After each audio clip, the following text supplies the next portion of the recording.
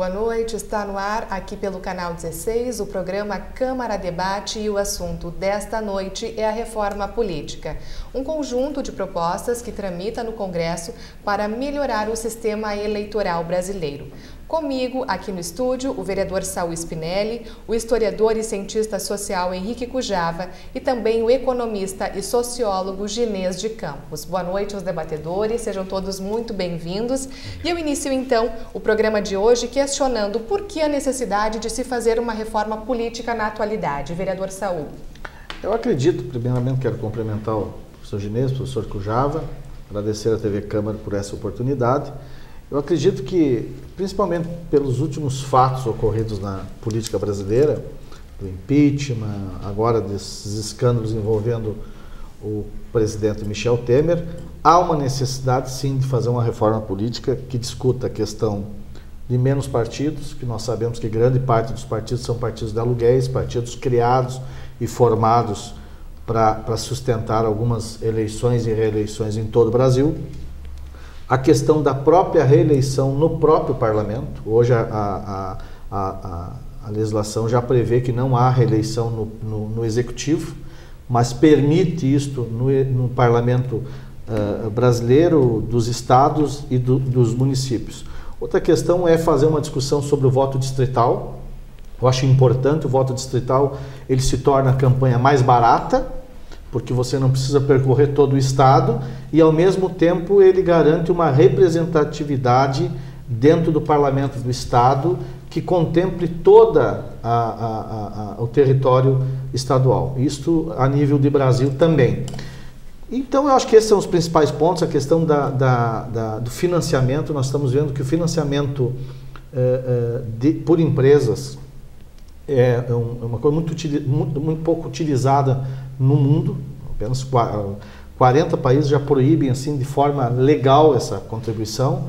O financiamento público também é muito discutível. Nós estamos tirando dinheiro do orçamento público para estar financiando campanha enquanto falta para a saúde, para a educação, para o transporte. Então são temas importantes. A reforma política ela é necessária e importante, mas ao longo do programa nós vamos discutir que tem que ter algumas regras para evitar que o Congresso que está aí faça uma reforma política que beneficie eles mesmos. Henrique. Pois bem, também cumprimentar o Saul, o Ginês, a TV Câmara, para a oportunidade pelo programa, pela pertinência desse debate. E eu vejo que a reforma política ela se justifica por dois fatores centrais. Um deles, porque se demonstra que a organização política hoje não dá conta das instituições brasileiras, da institucionalidade. A institucionalidade não tem funcionado, tem se demonstrado nos últimos anos, que a cultura política não dá conta de fazer com que o Estado cumpra com o seu papel republicano, com o seu papel de garantia de direitos. Então aí entra o que o senhor falava, a quantidade de partidos, a lógica do presidencialismo de coalizão que leva a um processo de transformar os cargos em negociação entre executivo e legislativo, sem falar da iniciativa privada e a compra de emendas e compra de influência. Então esse é um fator. A institucionalidade não está funcionando, se mostra a necessidade de reformar ou criar uma nova estrutura política. E um outro fator é que a sociedade tem dito, pelo mínimo nos últimos anos, que não se sente mais representada pelos políticos. Então nós precisamos repensar também a representatividade política para a sociedade se sentir representada. Numa democracia, numa república, numa democracia, onde que a sociedade não se sente representada pelos políticos, pelos seus supostos representantes, se mostra ineficiente. Então, para mim, são esses dois fatores que demonstram claramente a necessidade de se fazer uma reforma política estrutural e que dê conta tanto da institucionalidade quanto da relação entre o Estado e a sociedade, aprofundando a democracia e a relação entre o cidadão e os seus representantes. Ginês. Eu vou corroborar, com o que já foi colocado aqui, mas é importante assim situar para o nosso ouvinte, que a nossa atual legislação, legislação eleitoral, ela é de certa forma anacrônica, e e precisa ser urgentemente modificada, né? É necessário hoje um novo modelo eleitoral e um novo sistema político partidário, né, que, de certa forma, resgate a credibilidade das instituições políticas, né? A política faz parte da vida social humana e, portanto, nós precisamos, no atual contexto, principalmente de crise política e institucional, que envolve os três poderes, é importante destacar isso, né? O Executivo, o Legislativo e o próprio Judiciário também vem sendo afetado por essa crise de credibilidade, e eu entendo que a reforma política, em certa medida, que significaria necessariamente o quê? Uma mudança no texto constitucional hoje, que visa justamente aprimorar e modificar a legislação partidária e também eleitoral. Então, nesse sentido, como já foi situado aqui pelo vereador Saul Spinelli, questões como financiamento de campanha, coligações, o próprio voto facultativo, professor Henrique, eu entendo que é necessário fazer esse debate, né? No meu ponto de vista, é inaceitável, em pleno século XXI, o voto ser obrigatório, quer dizer, o exercício obrigatório de um direito, me parece ser contraditório.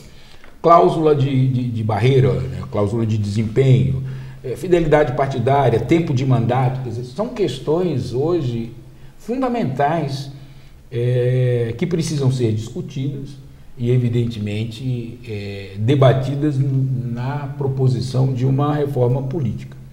No entanto, eu entendo que, pelo menos esse é o meu posicionamento pessoal, uma reforma política séria e estrutural só será possível a partir da constituição de uma Assembleia Nacional Constituinte exclusiva. O que isso significa, né? Isso implicaria na eleição de pessoas representativas da sociedade civil com a incumbência única, portanto, exclusiva, de propor uma reforma política. Né? Porque o Congresso que aí está, vereador Saul e professor Java, não tem a mínima legitimidade para propor, embora esteja em tramitação, né, um projeto de reforma política. Eu entendo, né, que o Congresso que aí está, com a atual crise de credibilidade, né, não teria a mínima condição hoje de propor uma reforma política.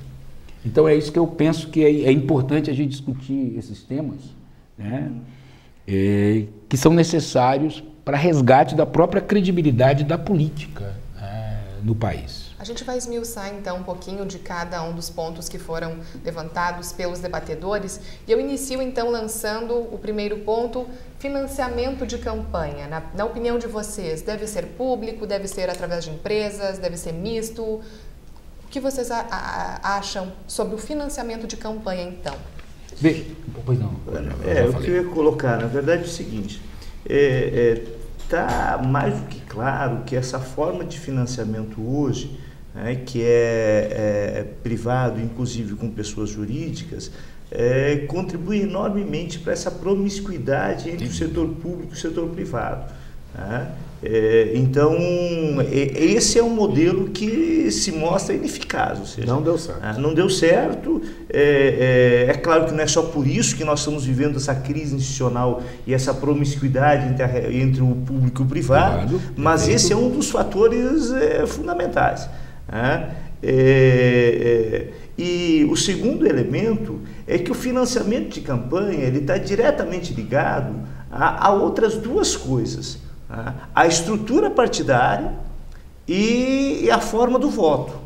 Porque eu não consigo discutir separadamente, a não ser esse ponto, não financiamento de pessoa jurídica, mas não consigo discutir financiamento sem relacionar, como é que vão se estruturar os partidos.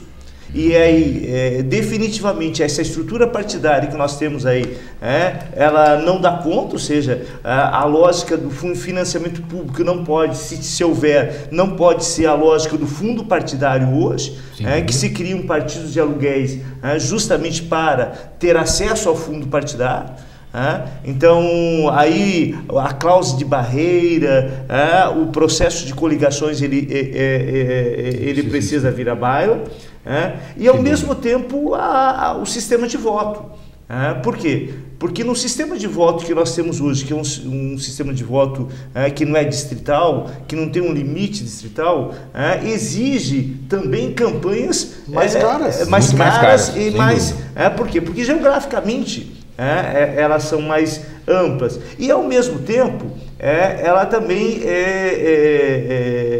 dificulta a relação entre o eleitor e o eleito. Os dados das pesquisas há mais tempo demonstram isso. Se nós não resolvermos, por isso que para mim é global a coisa, grande parte dos eleitores não sabe para quem votou para deputado. Java, isso que eu acho que também é um ponto importante de se dizer. Não sabem quem votou no vereador. Então é pior ainda. Então, na verdade, junto com tudo isso que nós vamos debater hoje aqui também, tem que deixar claro para o eleitor que ele é o principal artista de todo esse movimento. Na hora de votar, na hora de eleger, quais são os critérios que estão sendo adotados para eleger quem está lá há 30 anos, há 25 anos, quem está lá, eleito e reeleito e reeleito, e outra coisa, e acompanhar a vida política depois da eleição. Eu vou ter a oportunidade de falar sobre a questão do voto, eu comungo da questão do voto distrital, também eu acho importante, mas eu acho importante também o seguinte, a população tem que começar a tomar para si, professor Ginês, alguns mecanismos de fiscalização que tem e não utiliza, entre os conselhos que estão aí formados para discutir a política pública, na questão de participar efetivamente. E, infelizmente, o que tu disse, que eu não me lembro em qual deputado, eu não me lembro em qual vereador. A sociedade não lembra disso. Eu votei e... cumpri com a minha obrigação. Exatamente. E não na lógica do direito, mas na lógica da obrigação. Eu acho que essa é uma questão que vai junto com a questão do financiamento. Assim como, eu acho que no século XXI, inaugura um conjunto de outros mecanismos de participação que podem ser acoplados à representatividade, ao sistema representativo, que poderiam ser, junto com a reforma política, introduzidos. Sem dúvida. Hoje eu imagino que a população também vai participar mais e vai ter mais consciência política, porque a consciência política ela é formada. O cidadão também ele é dessa forma apática, não é por acaso, é uma construção histórica. Sim. É uma construção histórica que, se nós voltássemos para a história, nós vamos voltar ao coronelismo, ao voto de cabresto, a toda essa perspectiva, e que de uma certa forma tem ainda raízes. Então, mas ser chamada mais para a decisão. Por exemplo, vou citar um exemplo aqui. Nós estamos vivendo três reformas estruturais no Brasil. A proposta de discussão já passou. A política, a previdenciária e a trabalhista. A população não é chamada para discutir nada. E são três questões. E hoje tem uma vez a única forma era plebiscito, referendo, com mobilização. Hoje tem mecanismos de eletrônicos, de internet, de consulta online, que poderiam ser integrados para modernizar essa relação entre cidadão e Estado. Eu acho que uma reforma política ela teria que dar conta, senão também, se nós discutirmos só a questão partidária, pode ser que a gente não resolva o segundo motivador que eu vejo, que é para a reforma política, que é o cidadão se sentir mais participante, mais sujeito da condução do ente público, rompendo com aquela tradição que é muito presente na sociedade brasileira, que o público é de ninguém. E passe a entender que o público é de todos e, portanto, todos têm a necessidade de efetiva participação. Mas eu acho que é importante também situar para o nosso eleitor, e obviamente o nosso ouvinte, assim, algumas dessas distorções da atual legislação eleitoral. Por exemplo, os puxadores de votos, quer dizer, a questão do voto das coligações proporcionais, Eu acho que é importante situar isso. Então, nós temos no Brasil um comportamento eleitoral muito associado à ideia da eleição de celebridades, E geralmente se usa celebridades, geralmente artistas, jogadores de futebol, radialistas, enfim, no sentido de que eles acabam sendo uma espécie de puxadores de votos, né, que acabam, por conta disso, elegendo, né, pessoas sem a mínima representação. Então nós temos uma anomalia nessa lógica, que é o seguinte: no atual modelo a gente sabe em quem a gente vota, mas a gente não sabe quem a gente elege, né? E é preciso hoje pensar esta questão. Como é que tu acha que deveria ser? O voto majoritário simples. É o mais correto, é o mais justo, entendeu? Na minha opinião, sim, entendeu? Porque não tem o mínimo sentido uma pessoa, por exemplo, colocando aqui praticamente, alguém fazer ser eleito com 120 mil votos e um deputado que, por conta do voto proporcional, com 8 mil votos também é deputado. Então não é correto, não é justo. Seriam os mais votados. Seriam os mais votados, o voto majoritário. Mesmo simples. Que isso ali na frente fosse, por exemplo, nós faríamos aqui na Câmara, eu inclusive, numa eleição, faltaram 6 votos e fiquei como suplente. Naquele mandato, eu fiz 1.332 votos, 38 sim, votos, e teve candidatos com 700, com 800, com 900, com 1.000 eleitos. Que garantiram uma vaga. Mas, de outra forma, foi compensado pela questão da representatividade dentro da Câmara. Se nós não tivéssemos a representatividade, por exemplo, hoje nós teríamos pouquíssimas dificuldades para aprovar a reforma da Previdência e da trabalhista, porque quem gritou, quem berrou lá foi a discussão de vários partidos que estão na Câmara e que não concordaram. Então eu concordo com o senhor dessa questão de puxadores de voto, mas eu levanto essa questão. Pois bem, vamos trocar esse modelo e vamos pegar o modelo dos mais votados. Daqui um pouquinho, quem está no executivo elege 20 dos 21, lá elege 350 dos 500 e governa o país, ou a cidade, ou o estado do jeito que quer, né? Mas é o risco, não há um sistema perfeito. Eu tenho receio disso. Da falta de representatividade ideológica. O que eu acho, veja, daí nessa perspectiva, Ginês, volto a dizer, por isso que discutir esses temas de forma isolada nos leva a um risco. Se nós trabalharmos uma perspectiva partidária de fim das coligações proporcionais, da construção de partidos programáticos, e eu digo... A cláusula de barreira ajudaria. Programáticos e ideológicos. Sim. Ideológicos não no sentido da palavra gramsciano, ou seja, de concepção, de concepção de desenvolvimento, de concepção de Estado, de economia. Se nós tivermos uma perspectiva, uma maturidade, uma mudança partidária, a construção de um programa de voto distrital misto, que tem a perspectiva da representação local e a representação mais ampla. Aí o risco que o Saul se refere, ele é menor.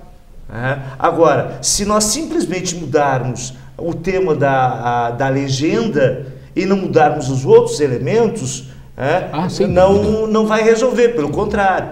Por isso a necessidade de uma mudança não fragmentada. Essa mudança é por isso que tem que ser discutida, e concordo contigo, por uma Assembleia. Uma Assembleia, e nem só pelo vício do atual Parlamento.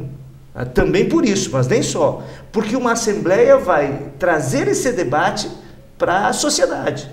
Porque daí a sociedade, ao eleger os representantes, vai saber que está elegendo os representantes para tal finalidade.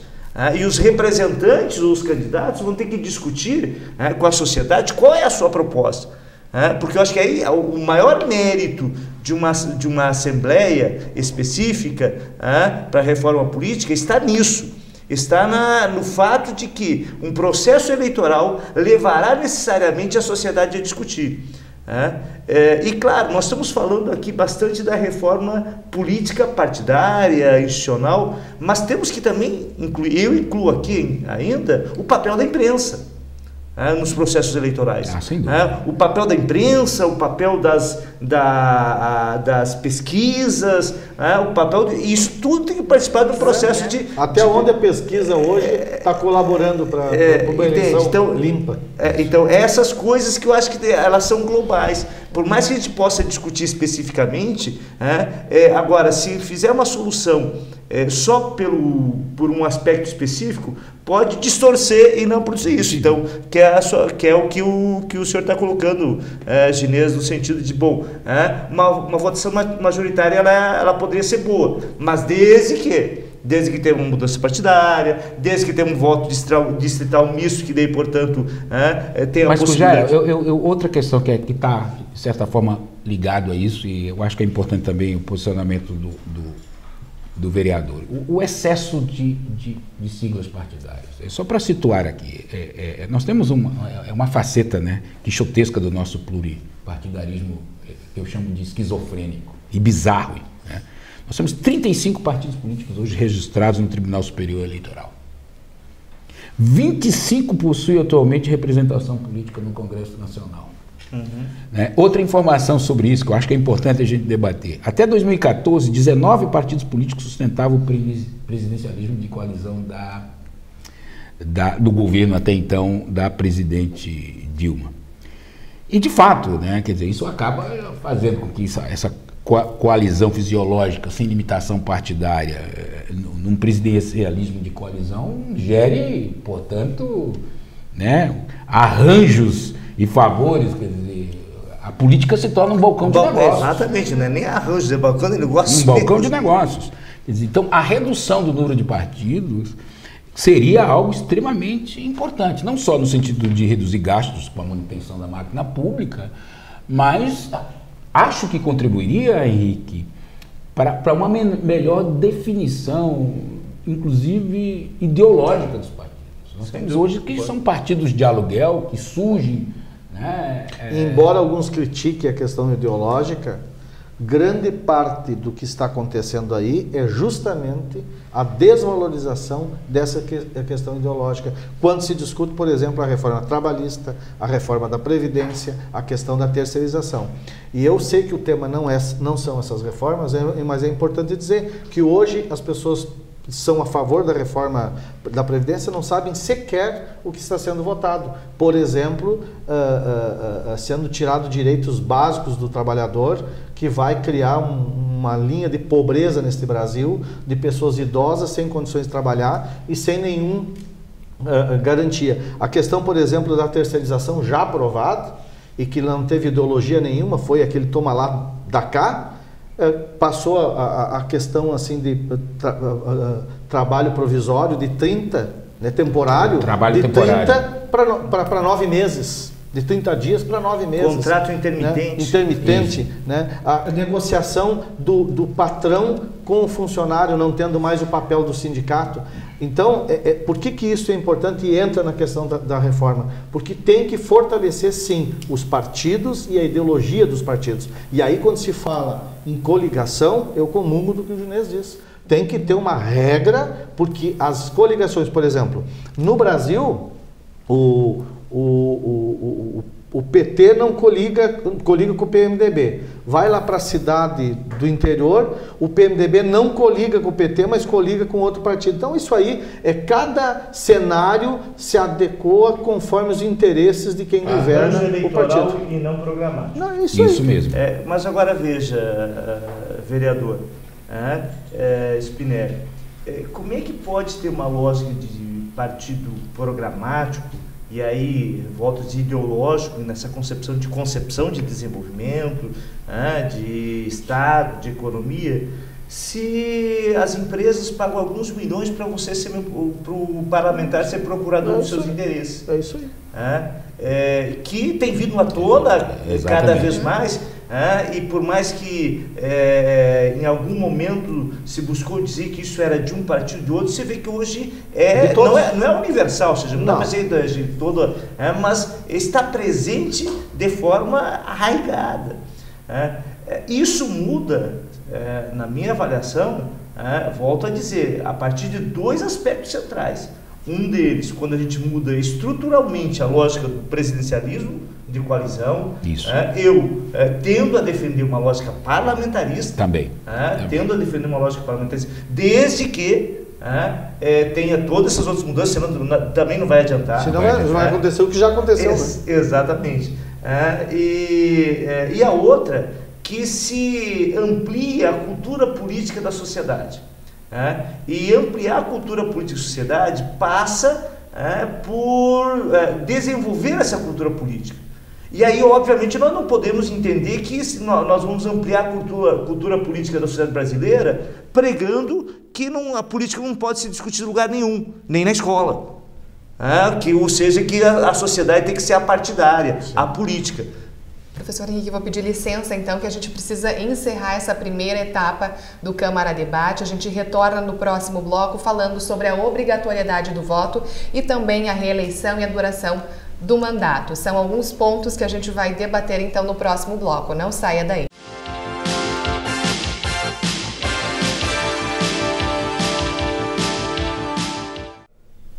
O programa Câmara Debate está de volta e nesta noite nós estamos falando sobre a reforma política. Os meus convidados são o vereador Saul Spinelli, o historiador e cientista social Henrique Cujava e também o economista e sociólogo Ginês de Campos. Como mencionamos no bloco anterior, vamos falar, para iniciar esta segunda etapa do programa, sobre a reeleição e a duração de mandato. Então, esta é uma pauta que eu deixo para a gente falar, já que atualmente presidente, governadores e também prefeitos têm mandato de 4 anos e podem ser reeleitos. Na opinião de vocês, isso deve continuar ou deve ser de que forma? Professor Ginês. Olha, eu particularmente, é um posicionamento pessoal e penso que no âmbito da reforma política é importante discutir isso. Nós criamos no Brasil uma espécie de político profissional, né?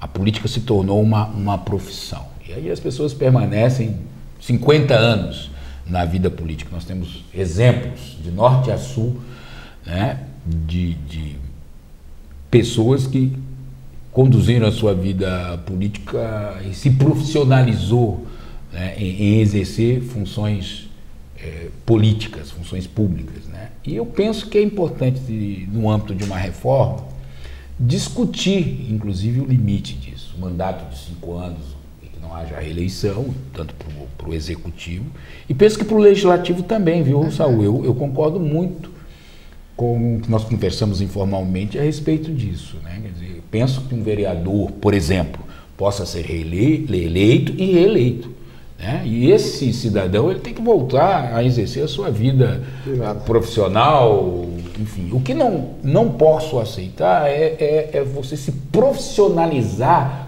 como político, né? Então eu penso que é importante discutir essas questões relativas a mandato hoje, tanto no Executivo quanto também no Legislativo. E isso pode ser inserido no âmbito de uma discussão da reforma política. Eu penso que esse é um tema também importante. Eu tenho a mesma compreensão, ou seja, o limite do mandato está estritamente ligado à questão da profissionalização e pode evitar alguns vícios.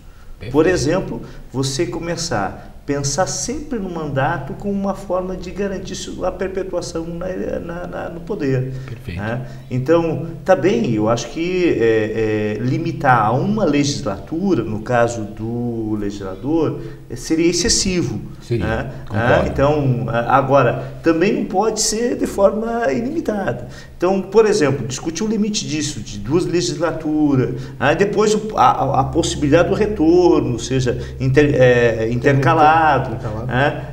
Por quê? Principalmente em função deste risco.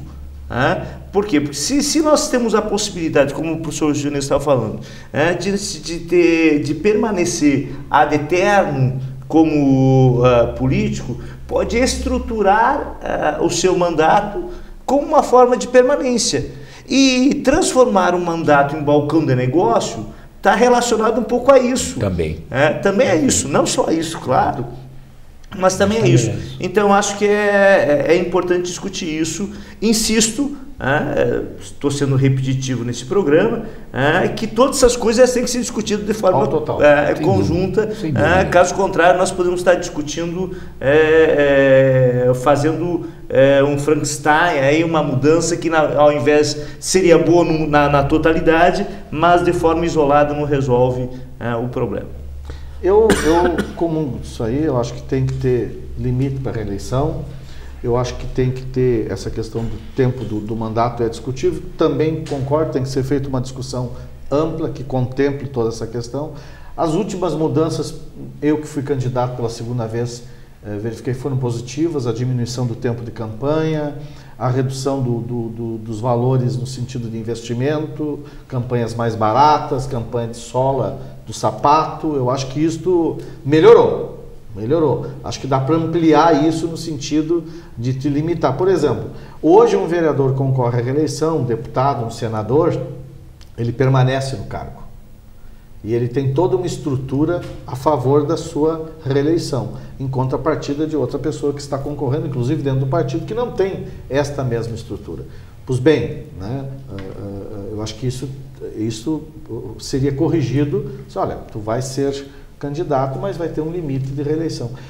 A reeleição, uma hora ela é positiva no Brasil, outra hora ela é considerada o grande mal, né? O que eu discordo. Os grandes países aí têm a reeleição de governantes e funciona muito bem. Mas também tem uma outra relação. Por exemplo, vou pegar os Estados Unidos, por exemplo. Tem a eleição e a reeleição, mas dificilmente, acredito até que nunca houve a possibilidade, por exemplo, o Bill Clinton foi 2 vezes, o Bush foi 2 vezes, agora o Obama 2 vezes, não retornam com candidatura a presidente. Aqui nós estamos há 20, 30 anos discutindo os mesmos nomes para assumir o principal cargo do país. Por quê? Porque o sistema que está aí não possibilita a criação de novos nomes, e até mesmo as pessoas que gostariam de estar não entram por tudo isso que está aí. O que nós vimos agora nos últimos dias, uma gravação do presidente da República negociando a compra do silêncio do ex-presidente da Câmara, do segundo poder do Brasil, dentro do Palácio do Planalto, dentro daquilo que representa o poder no Brasil, que representa o executivo do nosso país. Ou seja, não se deu nem o respeito de preservar, né, e respeitar aquele espaço que é para o principal mandatário do país. Isto faz com que a gente reveja isso com muito cuidado, com muita rapidez. E aí a gente remete, vamos lá, para a questão do impeachment da presidente Dilma. Eu não estou aqui defendendo se sou a favor ou contra o impeachment, mas na verdade é o seguinte: tudo isso faz com que a gente faça uma análise sem amor, sem paixão política, e verifique o seguinte: o que nós queremos? Queremos um sistema democrático, onde o nosso voto seja respeitado. Pois bem, nós tivemos isso em 2014. Né? Nós tivemos isso. Eu não votei na presidente Dilma, mas há de respeitar que dá. Tá, mas tudo bem, mas então houve o impeachment. Sem paixão, a gente tem que discutir sem paixão política. Houve o impeachment. Aí nós chegamos, olha, qual foi o motivo? Pedaladas. Mas aí tu verifica, o Lula fez pedalado, o Fernando Henrique fez pedalado, o outro fez pedalado. Então é por isso que nós tiramos. Acho que então a discussão deveria ter sido outra. O financiamento da campanha da presidente Dilma com o vice Temer, e lá mesmo então ter discutido, mas chamar novas eleições. Todo o processo de impeachment, ele é um processo político, né? E que tem motivações muitas vezes esdrúxulas, né? Vamos pegar o caso do impeachment do Collor. A materialidade jurídica do impeachment do Collor foi uma Elba, Fiat Elba, né? Que foi suficiente para dar materialidade jurídica ao impeachment. E que, no meu ponto de vista, hoje, muitas pessoas discordam disso, mas foi outra experiência golpista, né? Um governo que foi legitimamente eleito, de direita, conservador. Bom, mas esse foi um momento político de uma escolha de uma sociedade. Sim. E que foi um governo também destituído em torno de um processo de impeachment que também teve a sua lógica golpista. O problema é que nós admitirmos isso, né, e acharmos que a experiência do golpe só se dá em determinadas situações, né? Mas, e, de novo, nosso posicionamento ideológico acaba preponderando frente aos fatos, né? Nós somos um país que tem uma cultura golpista. É bom deixar isso claro. Desde 1930, você é historiador, você sabe disso. Quem sabe antes, ainda lá logo, até antes. Logo depois da proclamação da República. Da República. Mas, Saul, eu vou brincar com uma palavra e com uma expressão sua. Eu sou uma pessoa que vou falar com paixão política. Mas eu entendi que você está dizendo com paixão do ponto de vista de paixão para a democracia. Eu não quero dividir de coxinha e mortadela. Isso, mas isso na verdade não é paixão política. Isso é ignorância política. É não entender como a política funciona. Ignorância de desconhecer e transformar isso numa lógica de Grenal, numa lógica... A grenalização do debate. Agora, é fundamental a gente, e acho que estamos discutindo a reforma política numa conjuntura dos últimos 2 dias extremamente complexa, e que, independente de qualquer reforma política, nós temos que reforçar os princípios democráticos e republicanos. Eu acho que esses são elementos fundamentais. E dentro desses princípios democráticos e republicanos, não pode-se ter 2 pesos e 2 medidas. Não pode se esconder fatos, não pode se construir artimanhas para esconder fatos, ou então produzir fogos de artifícios, ou seja, elementos explosivos onde eles não existem. Agora, nós estamos vivendo uma situação extremamente complicada. Extremamente complicada, de crise institucional. E que, diante dos fatos, discutir reforma política e discutir constituinte para fazer reforma política, primeiro tem que se discutir, junto com isso, junto com isso tem que se discutir, e aí uma opinião, discutir como é que vamos sair dessa crise, onde que, obviamente, não se vê, a menos que surjam fatos novos, mas não se vê a mínima possibilidade do atual presidente permanecer no cargo, exercendo com legitimidade, e ao mesmo tempo, nós, pela constitucionalidade existente, seria o Congresso que elegeria o novo presidente. E um Congresso que nós estamos falando que está com essa legitimidade.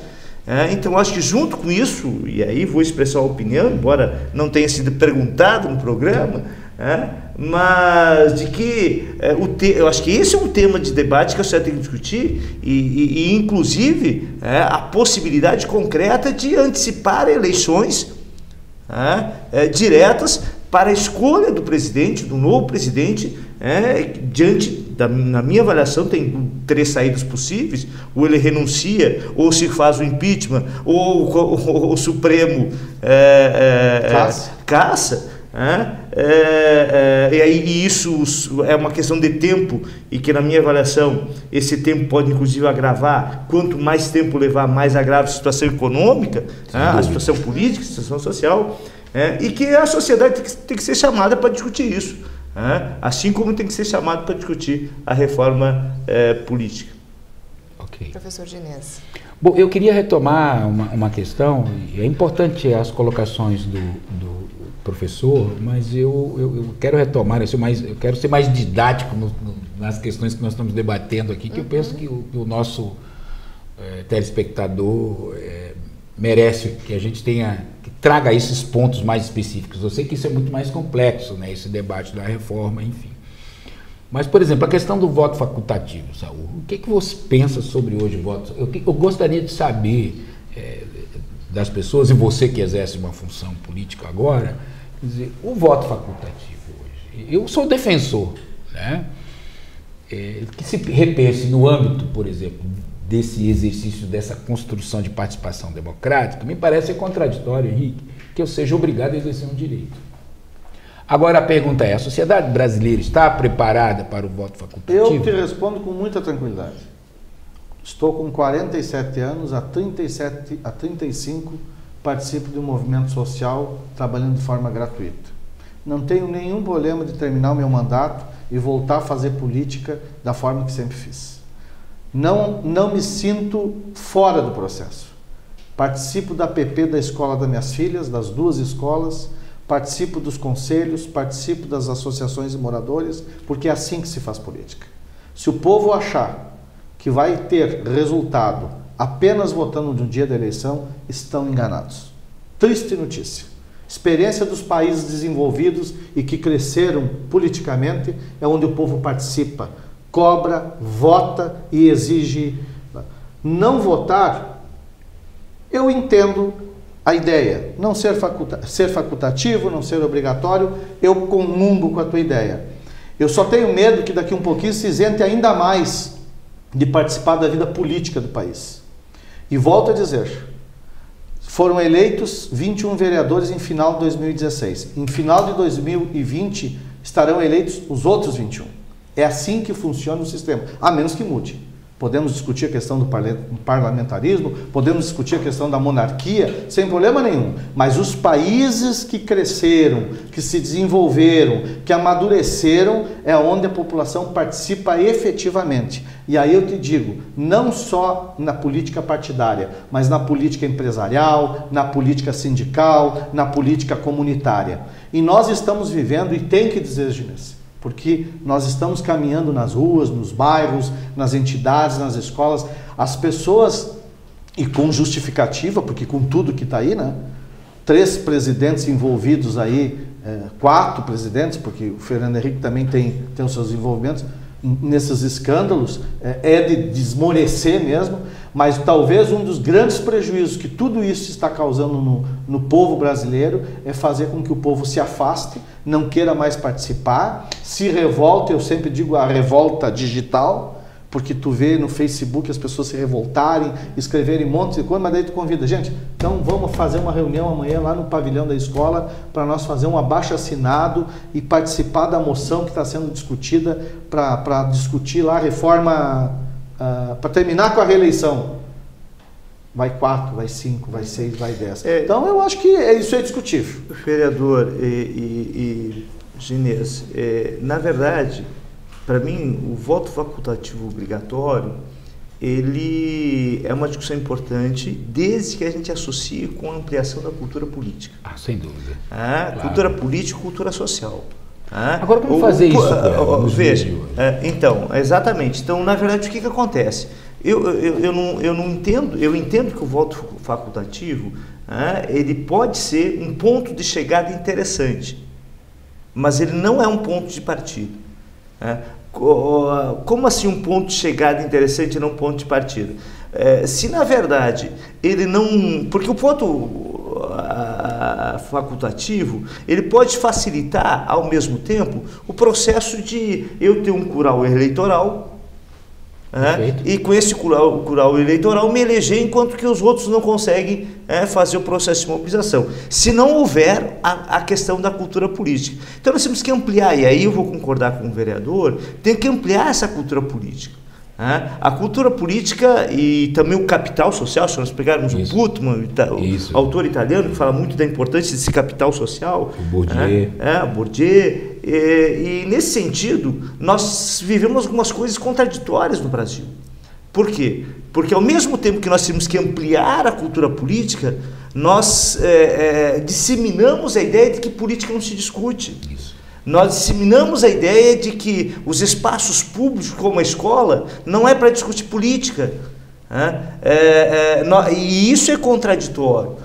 Então, na verdade, isso leva para um processo contrário à ampliação da cultura política, à ampliação da consciência de que o público é nosso, de que nós temos que nos envolver com o conselho da escola, com o conselho da comunidade, com a moção do vereador, com reformas estruturais, desde a política macro quanto a política micro. Então, nesse sentido, ele é um ponto de chegada. Se nós ampliarmos a cultura política, e dissermos que essa ampliação da cultura política chegará ao voto facultativo e as pessoas tiverem essa liberdade, eu acho que um ponto de chegada excelente, como elemento ideal excelente, como tipo ideal weberiano, excelente. Agora, como uma perspectiva de ponto de partida, num processo de despolitização, ela pode ampliar ainda mais os guetos e os curais.